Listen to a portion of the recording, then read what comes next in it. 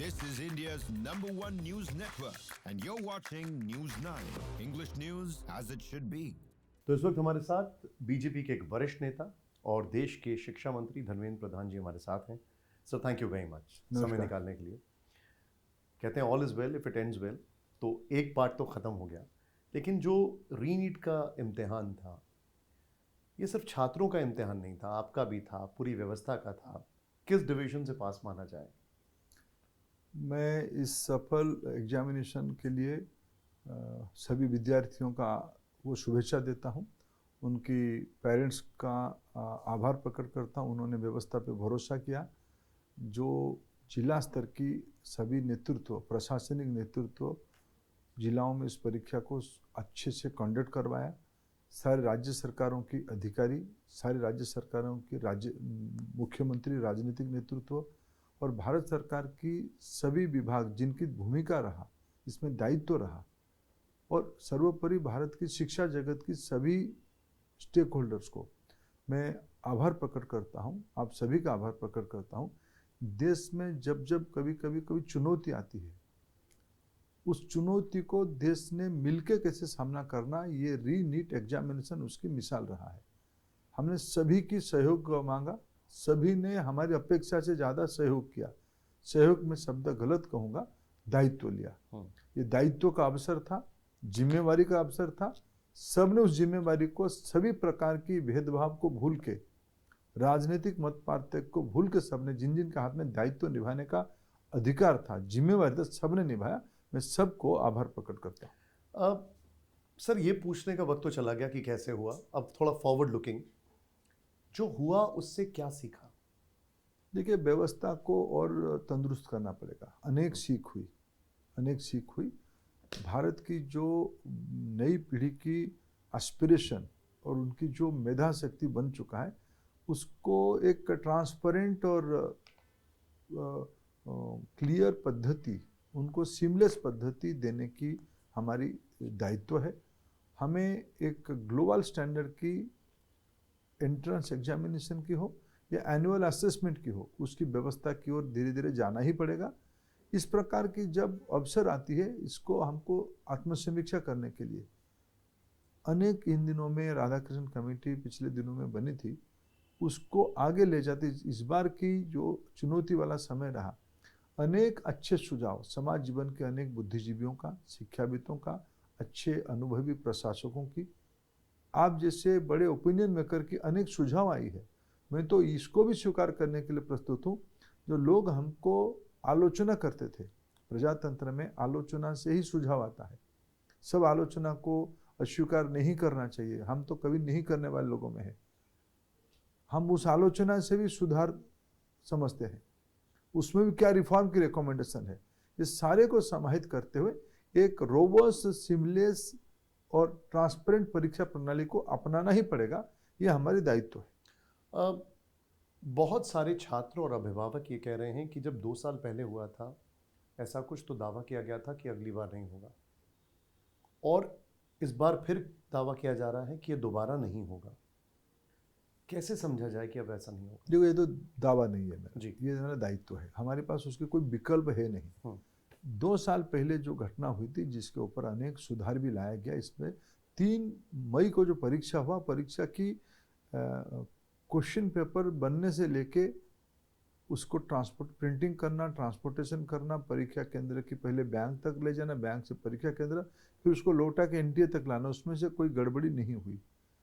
गड़बड़ी क्या हुई इस बार? जिनको हमने भरोसा किया, जो चंद शिक्षक जिनको हमने क्वेश्चन पेपर बनाने के लिए दायित्व दिया, जिनके समाज की बहुत आस्था, विश्वास और ट्रस्ट था, उन्होंने हमको निराशा किया, धोखा दिया, रक्षक भक्षक बन गए।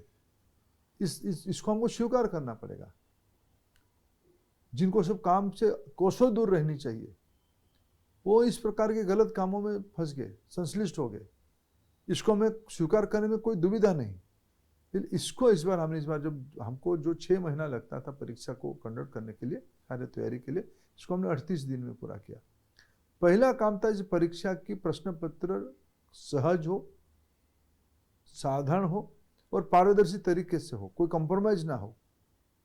हमने उन जिन जिन जिन शिक्षकों को हमने काम पे लगा उनको हमने कहा कि आपको आइसोलेशन में रहना पड़ेगा, वो रहे एक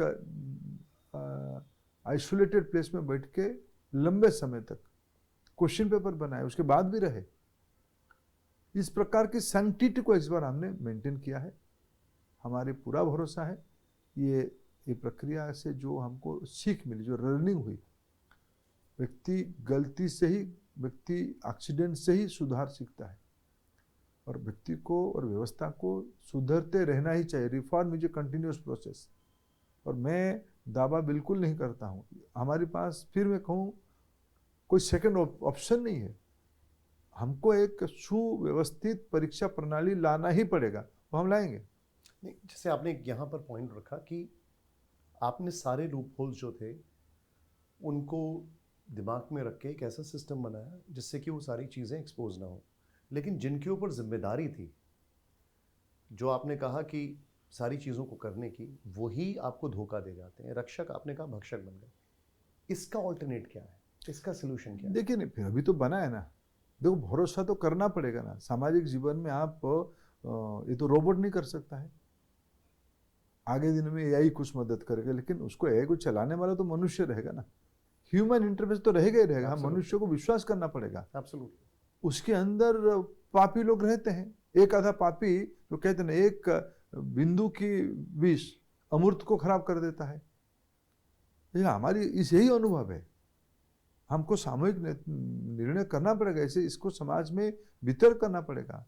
केवल ये परीक्षा कॉम्प्रोमाइज करने वालों, परीक्षा माफिया कौन है, कौन बच्चों को बरगलाता है, कौन बच्चों को एक बार एक अल्टरनेटिव एजुकेशन सिस्टम पे ढकेलता है। ये सारे एक सामाजिक वितर्क होने की आवश्यकता है। मेरे को इस बार अच्छा लग रहा है कि अनेक लोग, जिम्मेवार लोग, पत्रकारों में भी अनेक जिम्मेवार पत्रकार इस वितर्क को आगे बढ़ा रहे हैं। ये समाज के लिए एक शुभ लक्षण है। समाज में, प्रजातंत्र में कोई विषय को एक तरफा नहीं माननी चाहिए, वितर्क होनी चाहिए। वितर्क समाज कर रहा है, परीक्षा व्यवस्था को सुधारें कैसे, और हमारे पास दायित्व है। हम इसीलिए काटघरे में हैं, क्यों हमको उत्तर हमें देना है। हम उस उत्तर से भागते नहीं है, हमको व्यवस्था बनानी ही पड़ेगी। क्या अगली परीक्षा ऑनलाइन होगी? क्या उसमें कुछ हाइब्रिड सिस्टम होगा? अभी आपने जिक्र किया राधाकृष्ण समिति की कौन कौन सी रिकमेंडेशंस हैं जो हम देख सकते हैं? देखिए, राधाकृष्ण समिति की एक प्रमुख रिकमेंडेशन था कि इसको कंप्यूटर बेस्ड टेस्ट किया जाए। कंप्यूटर बेस्ड टेस्ट की भी कुछ चुनौतियां हैं, पेन एंड पेपर की भी कुछ चुनौतियां हम लोग अनुभव किए, लेकिन हमने सरकार की ओर से, ये स्वास्थ्य विभाग की परीक्षा है, स्वास्थ्य विभाग और शिक्षा विभाग की एनटीए, इन लोगों ने तय हम लोगों ने किया कि अगले साल की जो परीक्षा होगा ये कंप्यूटर बेस्ड टेस्ट होगा। इसको तय किया गया है। उसके लिए जो जो प्रयास करने की आवश्यकता, दायित्व निभाने की आवश्यकता, उसको किया जाएगा। इस बार जब री एग्जामिनेशन हुआ तो पेपर लीक नहीं हुआ, लेकिन एक नई समस्या आ गई और वो था सॉल्वर गैंग, जिसे जो आम जनता है वो मुन्ना भाई गैंग भी कहती है। अब इससे कैसे निपटेंगे? तो ये सॉल्वर गैंग पहले भी होता था, इस बार सॉल्वर गैंग को पकड़ा गया। हमें एक पैटर्न ध्यान था, कहाँ ये सब करते हैं, किस प्रकार के लोग करते हैं, इनको कैसे ये एक दो लेयर तोड़ भी सकते हैं, कैसे ये कोई भी लेयर में पकड़ में आए, इसकी हमने व्यवस्था की। इसलिए सॉल्वर गैंग की एक टुकड़े पकड़ा गया है, उनको सफल होने नहीं दिया गया है। इसलिए कहा कि हमको सिर्फ गेम की रूल्स नहीं बदलना है, गेम को ही बदलना पड़ेगा। मैं कुछ पॉलिटिकल रिएक्शंस और पॉलिटिकल सवालों पर भी आऊँगा, लेकिन इसी से मिलता जुलता एक सवाल है। क्या आपको नहीं लगता है कि एक बड़ी वजह है आउटसोर्सिंग करना? एग्जाम्पल के तौर पे एनटीए ने बायोमेट्रिक जांच का ठेका एक कंपनी को दिया, फिर उस कंपनी ने किसी और कंपनी को आउटसोर्स कर दिया। पेपर लीक मामले के पीछे की वजह भी आउटसोर्सिंग कही जा रही है, और अभी जो हमने देखा है, जो हम सॉल्वर गैंग देख रहे हैं, उसमें कई बायोमेट्रिक स्टाफ पकड़े गए। देखिए, ये सारा विषय को मई 3 की परीक्षा से जोड़ के मैं देखता हूँ। ओके। कई प्रकार की अनामोलीज, विसंगति, अव्यवस्था ध्यान में आई थी, इसलिए तुरंत ही हम लोगों ने इस काम को सीबीआई को सौंपा है। सीबीआई उसकी तह तक जाए, जड़ तक पहुंचे।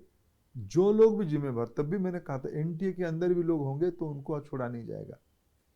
सीबीआई उसको अपना काम करने दो। सीबीआई अच्छा काम कर रही है, इसकी जितना मैंने अखबारों में पढ़ के समझा, सीबीआई सही दिशा में है। सीबीआई की पूरा चार्जशीट आ जाए, रिपोर्ट आ जाए, हम किसी को स्वीकार नहीं करेंगे। आई एम श्योर एक सवाल हम सबके मन में है, और ये थोड़ा पर्सनल सवाल है, मैं आपसे वो थोड़ी सी लिबर्टी लूँगा। एग्ज़ाम होता है, फिर री एग्ज़ाम होता है। 1.5 महीने हमने देखा कि किस तरीके से सब में तनाव था, छात्रों में भी तनाव था, अभिभावकों में भी तनाव था। देश के शिक्षा मंत्री के लिए ये कितने मुश्किल भरे दिन थे? क्या आता था दिमाग में? How tough was it? देखिए, ये तो मुश्किल, टफ, ये शब्द की ऑप्शन हमारे पास है ही नहीं। ये रिस्पॉन्सिबिलिटी का काम था, हमारी जिम्मेवारी है। प्रजातंत्र में लोगों ने हमें भरोसा किया है, लोगों की दया पे, लोगों के विश्वास पे हम इस काम को कर रहे हैं। हम लोगों को विश्वास से खरा उतरने की सिवाय हमारे पास कोई ऑल्टरनेटिव नहीं। हमने दायित्व लिया, हमने समस्या से मुंह नहीं मोड़ा, इसको स्वीकार किया। हमसे जो अपेक्षा था हमने उसको कर नहीं पाया। लोगों को हमने बताया कि ये हमसे, मैं तो खुद कह रहा हूँ, मैं भारत की शिक्षा विभाग के दायित्व में रहने के कारण मैंने इसको स्वीकार किया कि ये दायित्व हमारे ही, हमारे भी दायित्व उसको पटरी पे लाना, ट्रैक पे लाना, सुव्यवस्थित करना, लोगों की मेंटल हेल्थ को ध्यान रखना, बच्चों के मन में कंफर्ट ले आना।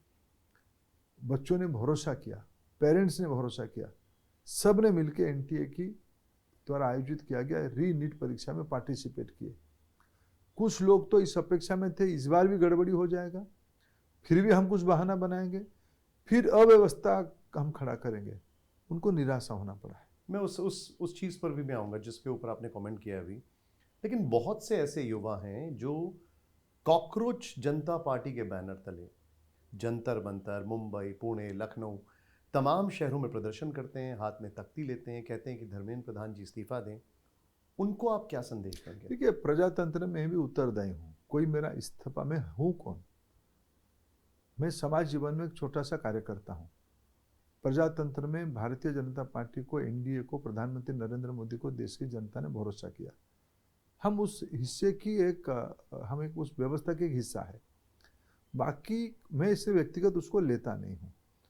विषय रहा कि जो लोग आपने जिनको वर्णन किया उनके हाथ डफली भी है।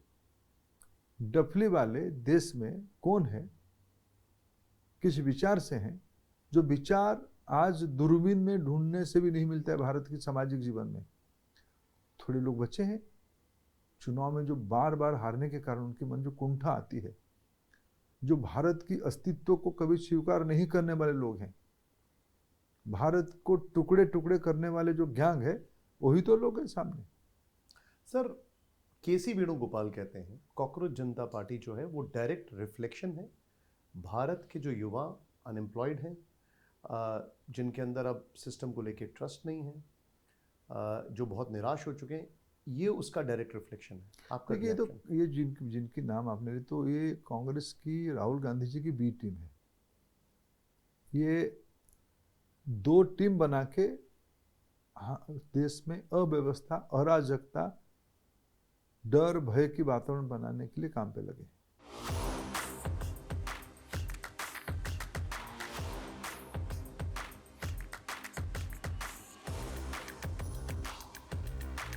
This is India's #1 news network, and you're watching News 9, English news as it should be.